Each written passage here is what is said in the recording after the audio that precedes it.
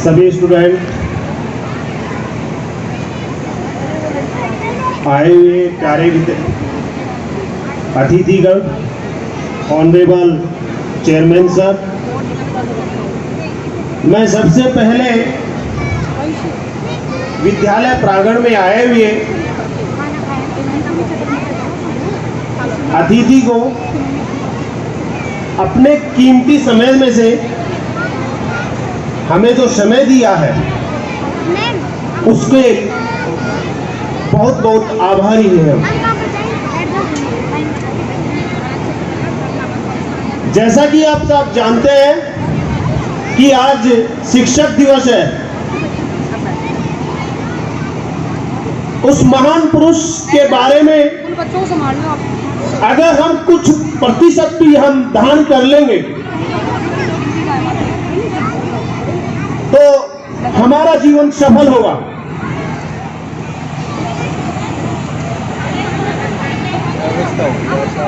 आज उस महान पुरुष के जन्म दिवस के उपलक्ष्य में आज हम यहाँ इकट्ठे हुए हैं और उनके बारे में मैं कुछ थोड़ा बहुत आपको बताने की कोशिश करता हूं।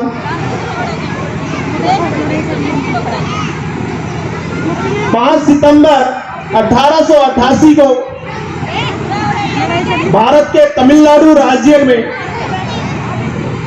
तिरुवल्ली जिले के अंदर इस महान शख्स का जन्म हुआ था। सर्वपल्ली इनके पूर्वजों का गांव था।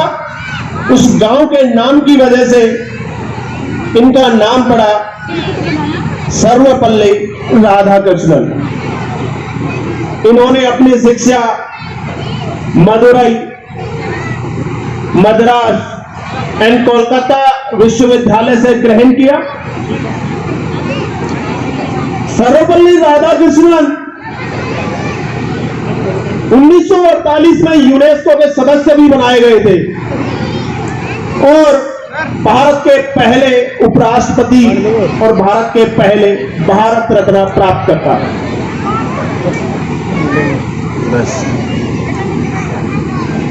बाद में भारत के दूसरे राष्ट्रपति भी इन्हें बनाया गया।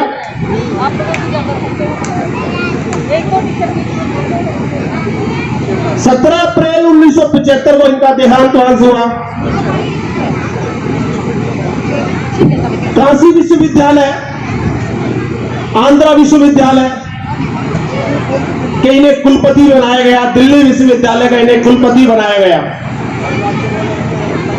ये शिक्षक के साथ साथ एक दार्शनिक भी, क्योंकि ये भारत के उस दौर में थे जब 1813 के अंदर चार्टर एक्ट के तहत मिशनरी भारत में आए और ईसाई धर्म का प्रचार कर रहे थे।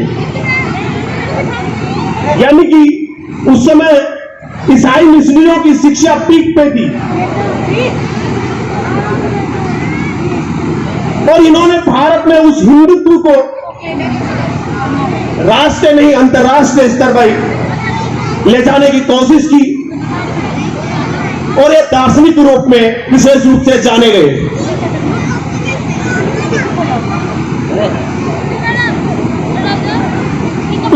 इन्होंने कहा कि भाई मैं एक राष्ट्रपति हूं, लेकिन राष्ट्रपति से मुझे बड़ा पद एक शिक्षक का लगता है जो किसी राष्ट्र के भविष्य का निर्माण करता है।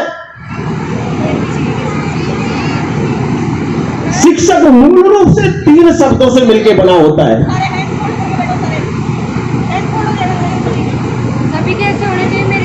उन्होंने कहा कि शिक्षक मूल रूप से 3 शब्दों से मिलकर बना होता है और जो ये 3 शब्द धारण कर लेगा वही शिक्षक है। पहले सी से मतलब होता है शिष्टाचार। बच्चे जो होते हैं, शिक्षक जो बोर्ड पे पढ़ाता है उसे नहीं सीखते, उसी के साथ साथ बच्चे वो भी सीखते हैं जो टीचर पढ़ाने के अलावा जो गतिविधि में होते हैं वो भी बच्चे धारण करते हैं। शिक्षा का मतलब वो नहीं जो चौक और बोर्ड पे जो पढ़ाया जाता है किताबी ज्ञान। याद है किसी स्टूडेंट ने, अलवर की आरआर कॉलेज के किसी स्टूडेंट ने मुझसे पूछा कि सर विद्या और शिक्षा में क्या अंतर है। सुनने में तो लगता है दोनों इक्वल ही है, लेकिन जब हम इन चीजों को थोड़ी गहराई से जानने की कोशिश करते हैं तो बहुत बड़ा अंतर है। शिक्षा ओनली शोषण करना सिखाती है और विद्या पोषण करना सिखाती है। जो आधुनिक शिक्षा है उसने यही सिखाया है कि हम कहां से क्या प्राप्त कर ले, यह नहीं सिखाया हम प्रकृति को क्या दें। लेकिन भारत की उस प्राचीन संस्कृति में, उस वैदिक ज्ञान में आज भी छिपा हुआ है। अच्छा से नो कि गर्ल्स खाने के लिए चले जाओ बेटा, अच्छा से नो। आपने देखा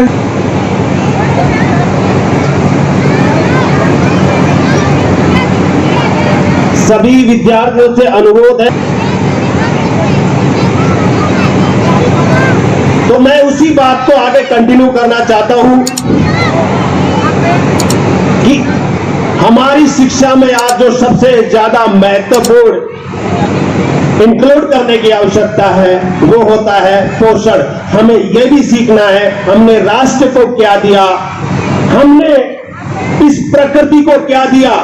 आधुनिक शिक्षा में यही है, यहां प्रकृति से प्राप्त कर लो। प्यारे विद्यार्थियों, जो मैं बड़े विद्यार्थी हैं 9, 10, +1, +2, उनको एक ही बात मोरल के रूप में कहना चाहता हूं, तुम्हारी जवानी तुम्हारी भवानी है। अगर तुमने इस जवानी रूपी भवानी शक्ति को खो दिया तो सिवाय रिग्रेट, सिवाय पछतावे के जिंदगी में कुछ नहीं बचेगा।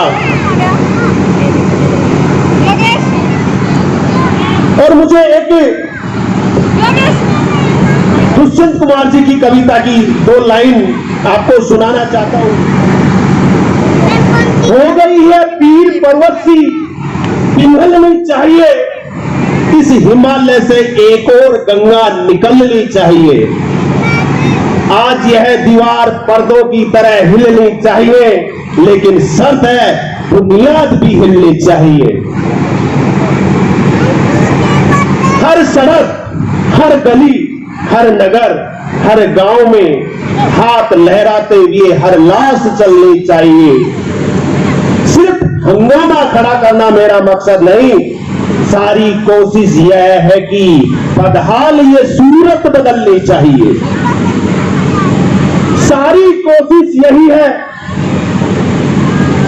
कि मेरे सीने में ना सही, तेरे सीने में सही, मेरे सीने में ना सही, तेरे सीने में सही, कहीं वो आग जलनी चाहिए, कहीं वो आग जलनी चाहिए। और इसी के साथ मैं अपनी वाणी को विराम देता हूं।